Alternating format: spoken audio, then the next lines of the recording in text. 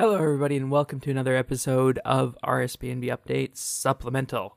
This week, we're going to be talking about action bars and specifically how they can be reformed in the recent changes with combat. So before we begin, we'll just remind you all what a supplemental is. RSBAndB Updates Supplemental is an offshoot of RSBAndB Update, and what we do is we focus on a little piece of our RuneScape content that could be discussed, whether it be something that could be fixed, a big idea, or maybe just something that needs a bit more technical information, or even something coming from the community as well. So look forward to those in the future. So what we've done so far is we've gone over a good amount of the changes to combat coming to RuneScape. And, this week's supplemental is going to be focusing on a change that could be made, but hasn't exactly been made yet. So far, we've talked about what is a beta, the combat formula, momentum, and today we're actually going to be talking about action bars. So with that being said, I'll just remind you guys that if you like seeing supplemental and you want to see it every week, just hit that little subscribe button. Alright, so action bars were brought into the game with the Evolution of Combat update. They're useful for not only combat, but other things in game as well, particularly skilling. So you could, for example, set up a skilling action bar to run your farming run. That is, have your teleports, your ectofiel, and any rings that you use to get around while farming. That's one way you could use them.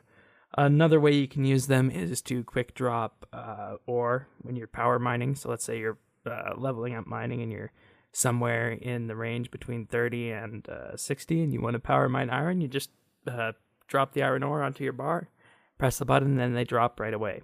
Very simple. So, action bars can be used for stuff other than combat. And right now, action bars are limited to 5.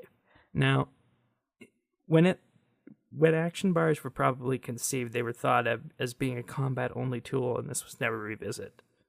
Because limiting to 5 works fine for combat, and it works fine for the vast majority of people out there who are interested in various combat styles, because I think that most people are only going to be focusing on 2 of the combat styles and not all 3. So with that being said, 5 would work just fine.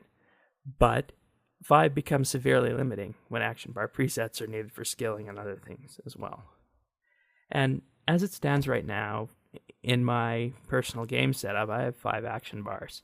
I have action bars for Slayer and boss hunting that are melee based.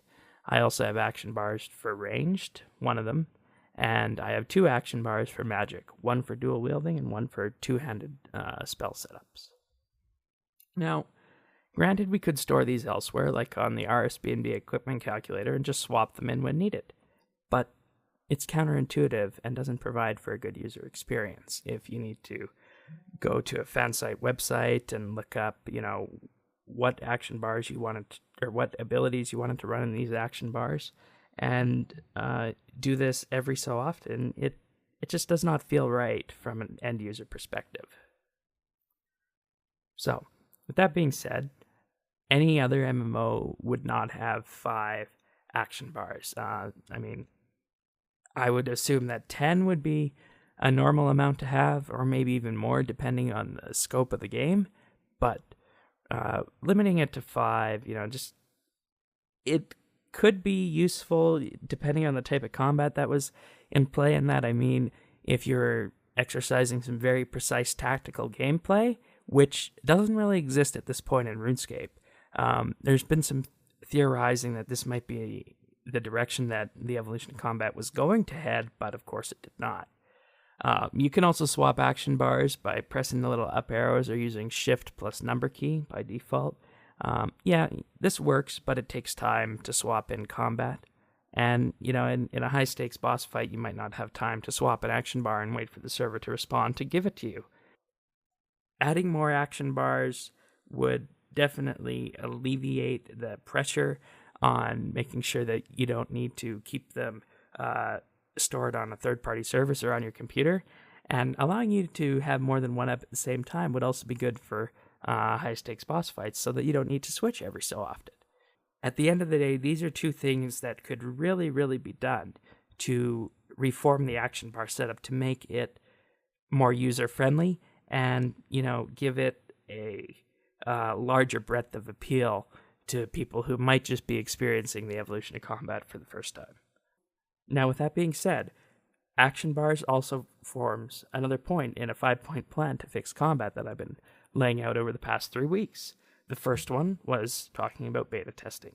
The second one pertained to the combat formula, and the third one, last week's, pertained to momentum and what use that can play in the future. The fifth and final point is coming next week, but combined, all 5 of these does have the potential to really, really change combat once again and fix problems that existed previously with the evolution of combat. Overall, I think that if this kind of methodology had been employed the first time the evolution of combat came around, we wouldn't have seen the mass backlash that we saw when it was first released. So with that being said, stay tuned for next week's 5th and final pillar of the Fixing Combat Plan, and remember to subscribe and visit our website at update.rsbandb.com.